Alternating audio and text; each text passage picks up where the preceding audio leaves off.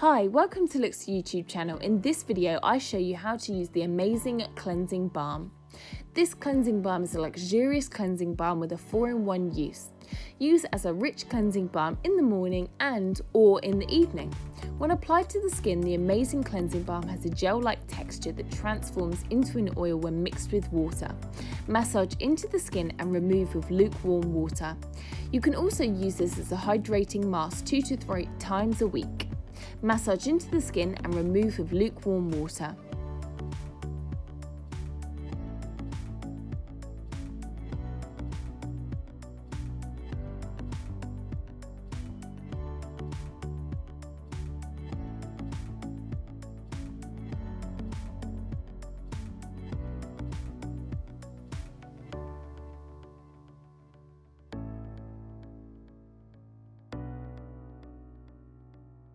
Use it as a regenerating night mask. Replace 2 times a week your night cream with the Amazing Cleansing Balm as an extra boost of hydration into the skin.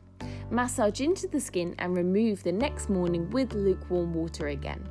You can also use it on dry spots and leave it for a quick fix. Apply the cleansing balm always with clean fingertips on your face.